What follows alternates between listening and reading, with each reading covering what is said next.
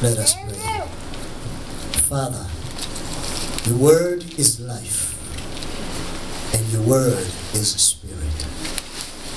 Your word is light, and Christ tells us that he is the light of the world, and he is the life. So, Father, even as we open your word, it is my sincere prayer that you open our hearts, that you open our minds, so that we may be able to capture everything that you have purposed to give to each one of us today from your word. So, Father, I want to be your mouth, and you, the speaker through me. Thank you for hearing, accepting, and answering my prayer, because I have come and I have asked everything in the worthy name of our Lord and Savior Jesus Christ. Amen. Psalm 56. Please, grab your Bible and let us read it together. Put your trust in God. We will be looking at 3 questions. Why should we put our trust in God? When should we put our trust in God? And how can we do that? How can we put our trust in God? In what ways do we put our trust in God?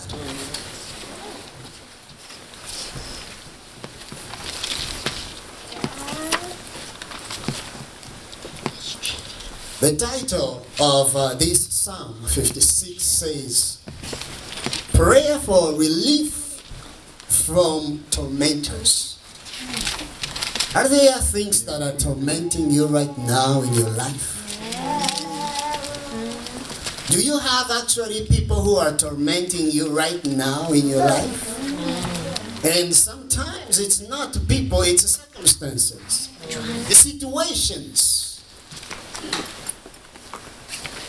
that sometimes we may have everything to do with, but other times we practically have nothing to do with those circumstances. And yet we find ourselves in those circumstances. There are times when you feel pressed from all sides. You are feeling pressed from the front, from the back, from left and right. And you don't know what to do. You know, for some people, they get in some situations and conditions that even actually sometimes death looks like it's sweeter than life. I mean, we know it, especially from people who are going through, chronic diseases. Just yesterday, I was reading of a story of a girl 14 years old from Chile, and she was begging from the president of the country to let her die, because she says it's harder for her to live than to die. And she was saying she has set up a Facebook asking people to ask for the president, because in Chile, it's like here in some states, you can't die, and she has, she's 14 years old, and she has what they call CF, cystic fibrosis, I think that's how they call it. So it affects the lungs. It's a chronic disease that actually people are born with. And when they breathe, the air we breathe in, it comes it has moisture. And then it becomes like fluid in their lungs. And so it causes infection. And it cannot be, there is no treatment. And so she's saying, I want to go to sleep so that I cannot wake up anymore. In this case, it's because of the diseases. But in some other cases, It has nothing with it to do with disease. You know, maybe you lose a job. You know, and you have a family to take care of. And you're by yourself. You have no one else to count on. You have practically no friends. Yeah, I tell you the truth. Even the people that you would consider that should be your family, they are not there. Like the family, what we call the family of God.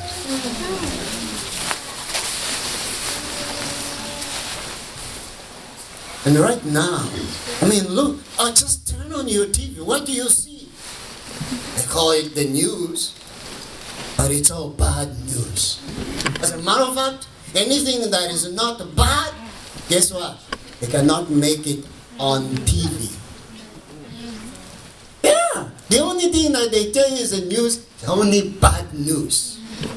People who have been shot in Chicago, people who are being, shot or killed in, Iraq, Syria, North Africa, everywhere. So in circumstances like this, where do we go?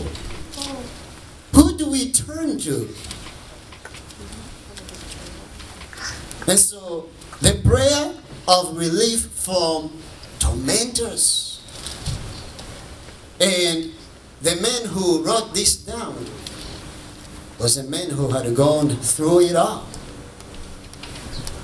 He had experienced it, you know. Sometimes you sit down and you just, write a poem, not necessarily based on the experiences you have gone through, just based on the feeling you have at that moment.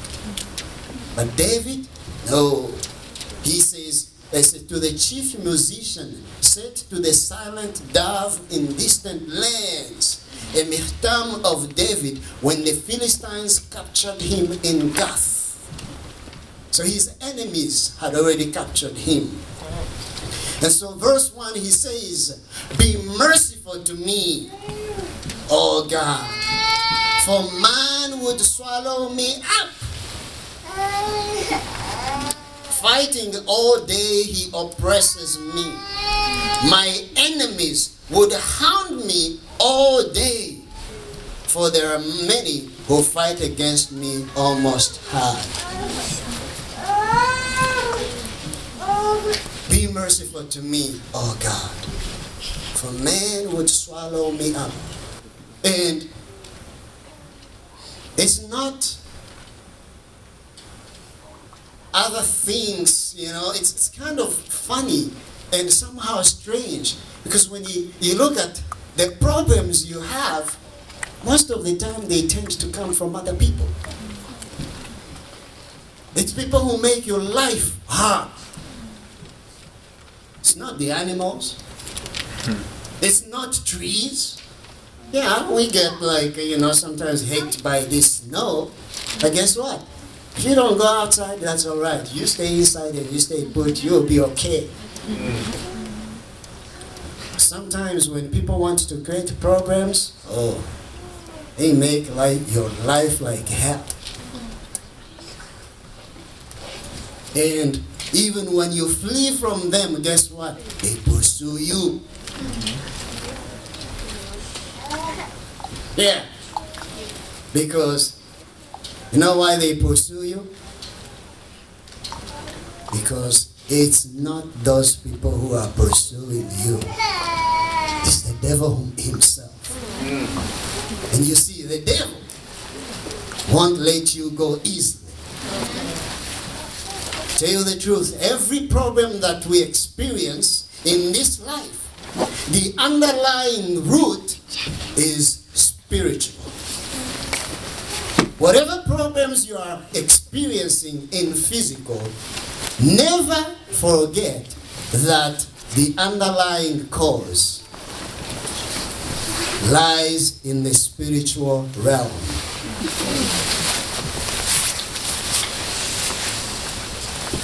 That's why the Bible says that we are not fighting against flesh and blood, but against principalities, and the power of darkness. But many times we tend to think that actually, I'm fighting against Lefasi. But no, I'm not fighting against Lefasi. I'm not fighting against any other human being. And so when you don't know the real cause of your problems, that is the spirit, it's like fighting against the enemy that you don't know exists. How can you win that battle? You can. And in the world, people, they think that they can fight against Satan using a bullet. Look like through, Middle East, the wars that are going on. And we know from the Bible that everything that we see, especially like us Seventh-day Adventists, it falls into what we call the great controversy. And that great controversy has everything to do with the war between God and Satan, between God's children and Satan's children. So now my question, as we read, says, men would swallow me up. Fighting all day, he oppresses me. Yes, I'm saying that maybe there are people who are against you right now. But could it be that you too are actually involved in being against some other people? Could it be that actually you also are part of the problem? You are also creating problems for other people. Instead of being the light bearer, you have become darkness bearer. Yeah. This happens, and it happens in the family of God, in the church of God. Instead of being the life-giving people, you become the death-giving people. We must remember who we are following. Who are we following? Who? Jesus. Jesus Christ. And how does he call himself? Where he says, I have come to give what? Life. And to give life in? See, that's what we are called to give. We cannot do otherwise. Because, remember, when we are following Jesus Christ, we follow in his footsteps. Which means that what we see him do, that's what we do. What we see him say, or what we hear him say, that's what we say. You remember when he was laying on the cross, dying for our sins? What did he say to those who were crucifying him? How did he pray for them? He said, Father, forgive them, for they do not know. Do you think that Jesus meant those words? Yes, 100%.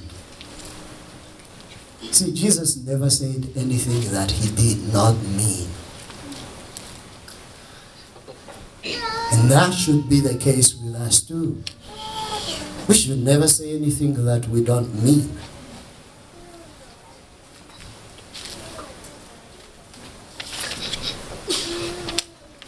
Men would swallow me up. Yeah, David was being pressed from all sides. If it were not the grace of God, yes, even today we would not have woken up. We would not have made it here. But because of his grace and his compassions that fail not, and they are renewed every single morning, we are here. And thank God, because his grace and his mercies. See what the Bible says in Lamentations chapter 3? It says that they are renewed Every day. That's how good and wonderful God is toward us. Because if they were not renewed, just like Isaiah says, that if God had not left us a remnant, we would all have been consumed. And David goes on to say, whenever I am afraid, I will trust what can flesh do to me.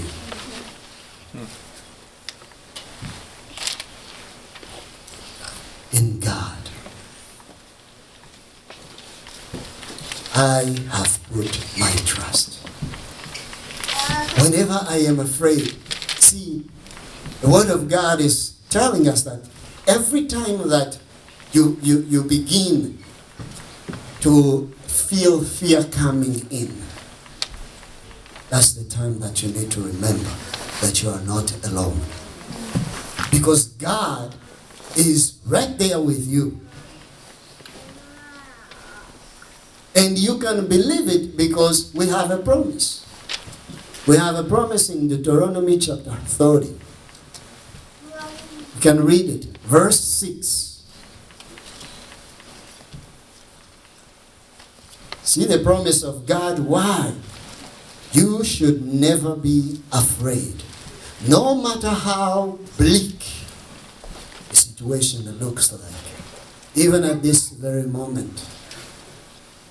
In Deuteronomy chapter 30 verse 31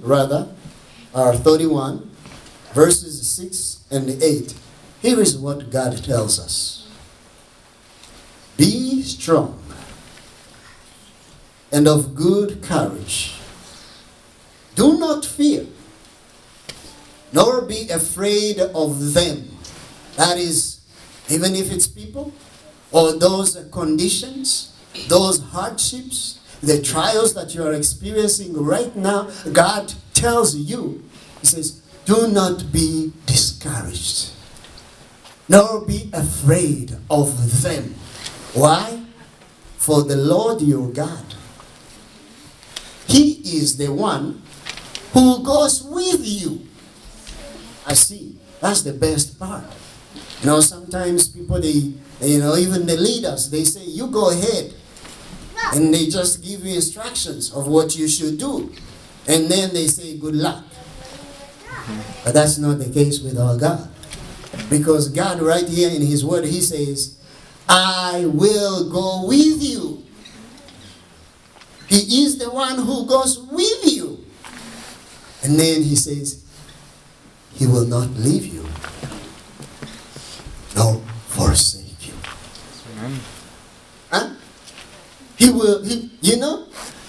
You may leave Him, I may leave Him, but Him, never. He says, He will not leave you, nor forsake you. So, leaving means, okay, He leaves you. Forsaking means He forgets even about you. But God says, no, I will never leave you, and I will not even forget you. In Psalm 27, verse 10, we read that, my mother and my father will forsake me. And then God will take care of me. And also through Isaiah, there is where God asks the question, says, can a mother forsake a child that she is breastfeeding? And the Bible says, yes. But God says, for me, it will never happen. And then verse 8 of this Deuteronomy chapter 31 says, and the Lord, He is the one who goes before you. So not only is God going with us, actually, guess what? He has been there before we got there. So no matter what we are going through today, no matter what we are experiencing today, know that God was already ahead of us before we got there. God goes before us. So even when you find yourself in those circumstances and think or tell yourself, how in the world did I end up here? Know that it is not by chance. You see, everything that has been happening today, as I was paying attention to what was being said, was geared to really remind you that, my brother, my sister, stay strong in God. Yes. Because God, you are not a result of an accident. See, none of us came into this world by accident. Yeah, because God, the Word of God tells us that He Himself fashioned us in the wombs of our mothers. And you see, when God makes something, before He even makes it, there is a purpose for that thing or for that person.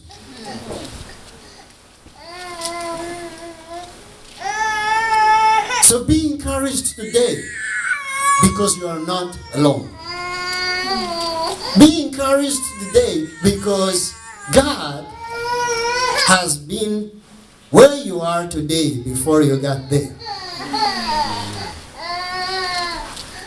And that's why I want to go to the next verse that I want us to deal with. Because sometimes, we think that, maybe, God really doesn't know me, or He has abandoned me. Or maybe sometimes, even when it has to do with your mess, my mess, and we blame ourselves, and we tend to think that probably because we messed up, then God maybe has left us so that we could fix the mess ourselves. But I tell you, you and I cannot fix our mess. We could not. Jesus had to step in. And this is the reason why when you see your brother and your sister hurting, please don't aggravate the situation by saying, if you had done this and that. It doesn't help. That's not the message of encouragement that they are looking for. No. Because at that moment, you are actually blaming them. And do not share the work of the devil either by accusing your brethren. Because remember, the Bible tells us in Revelation, who is the accuser of our brethren? Satan. Satan. So anytime when we are even accusing people for the things they have done, guess what? We are doing the devil's work.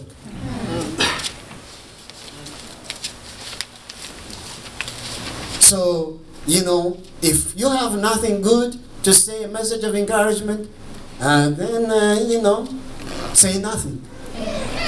Although you can always share something. You can share the Word of God.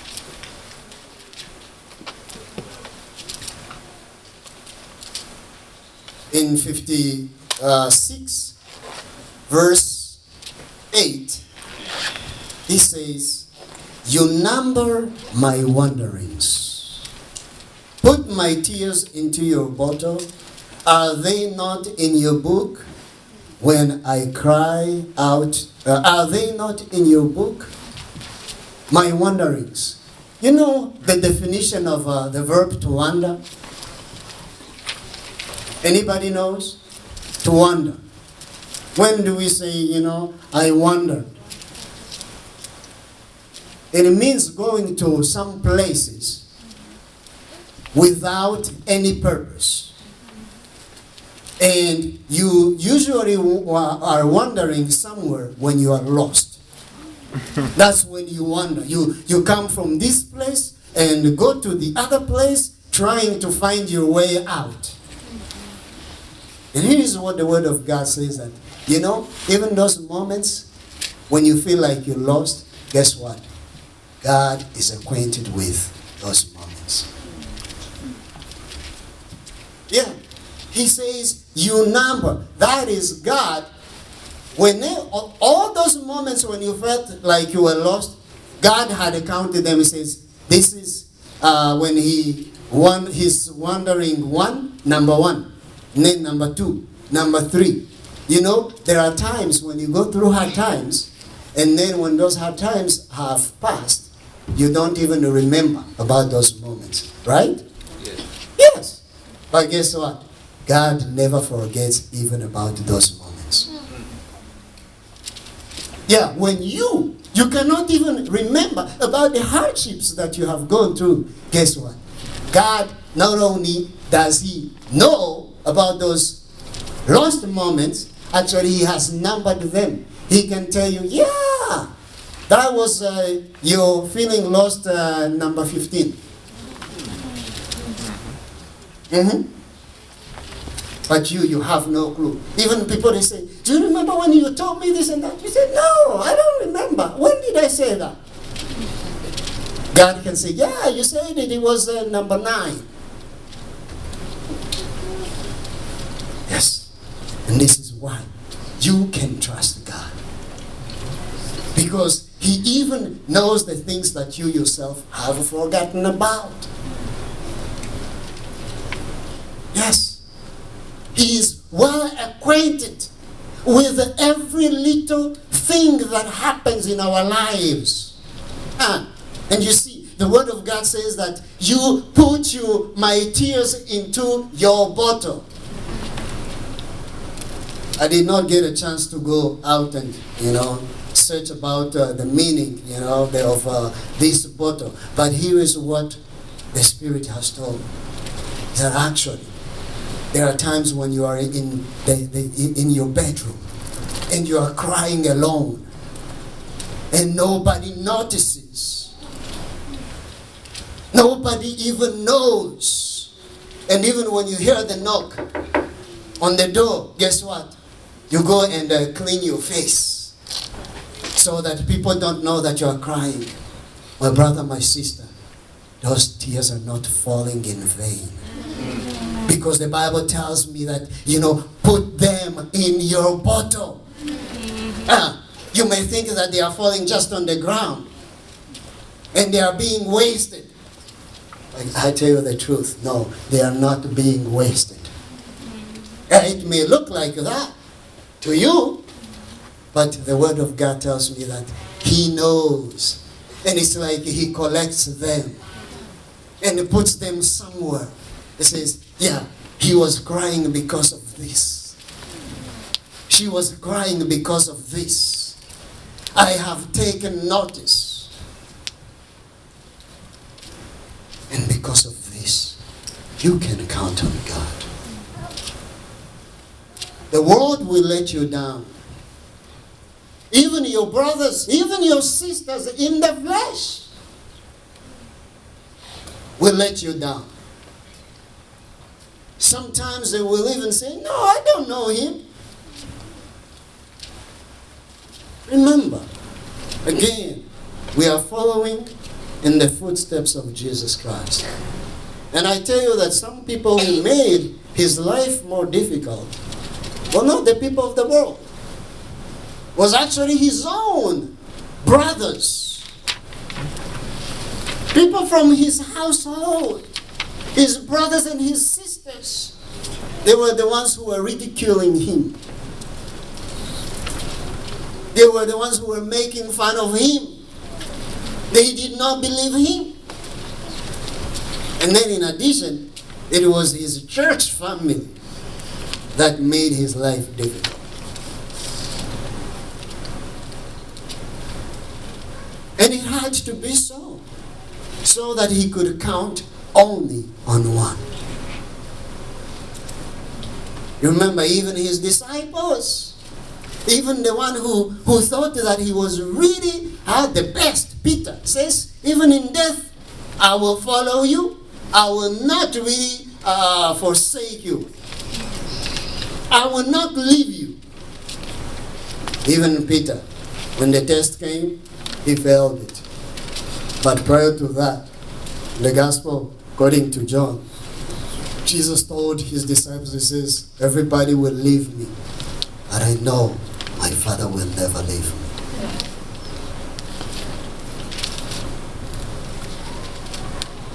There are times, all of us, I tell you, when it comes to our spiritual life, we all need to grow to reach that level. When you can rest assured that no matter what is going on in your life, and no matter who has left you, even if the whole world has to leave you and you are by yourself, you can always count on God.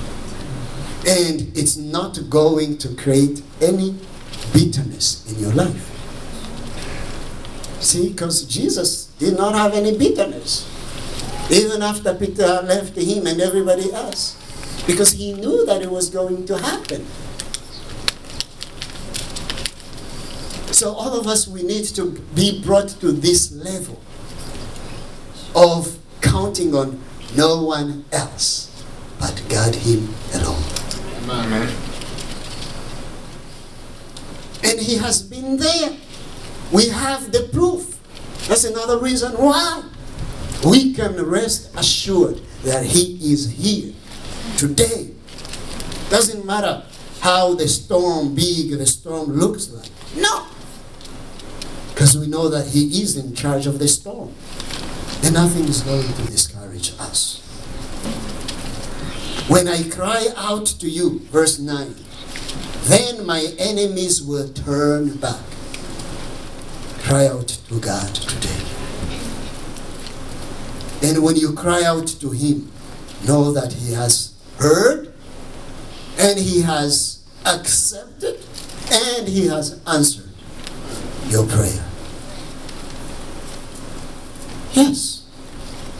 Because the Word of God tells us that God's answers to our prayers is always yes. Amen. Yes. It's always yes. There is no no. Jesus tells his disciples, including us, He says, as evil as you are, if you know how to give good things to your children, how much more with our Heavenly Father? Amen. Will He not give good things to those who ask Him? Of course He will. How much have you paid to be alive today? Has anybody paid anything? Fine. Do you know how many people are actually paying right now? And I'm not kidding you. Paying to be able to catch the oxygen. Have you seen those people who go with the machines? Do you think that they are free? Huh? They are not free. They pay to breathe the breath that you and I are breathing right now, and we don't even think about it. Yeah, we do not think about it, and we take it for granted. It is not until we can't breathe that we realize how privileged we are. You call people to come and give praise for something that God has done, and they look. It's like a blank. There is nothing. But even the breath that they are breathing at that moment, guess what? It's a gift. Yeah, a great gift. Because you know how much those people pay who can't breathe? They have to be, paying every month. I don't know how much, but I think it's expensive. Yeah. And then they say, hey, any brother and sister to come and give praise? And we look, and it's like there is hardly anything that God has done for us today. But guess what? Nobody helped you to get out of bed this morning. Nobody helped me. I just woke up and I jumped out of bed.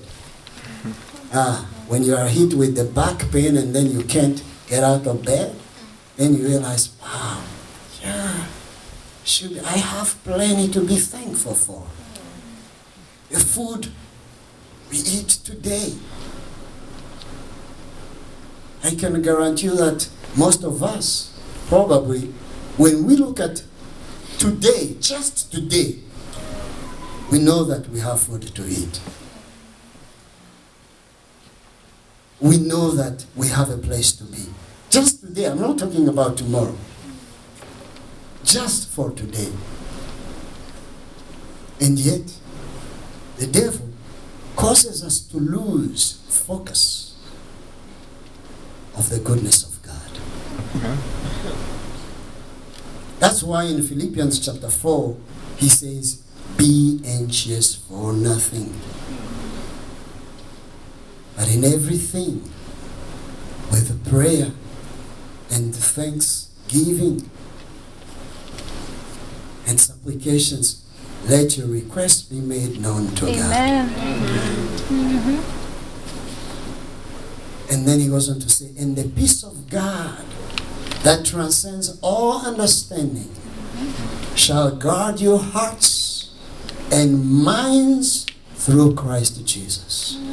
See, the devil knows the best way to get us. See, every battle we are fighting is the battle of heart and mind. Yeah. And you know, prior to that, Paul says, rejoice always. And again, I will say, rejoice.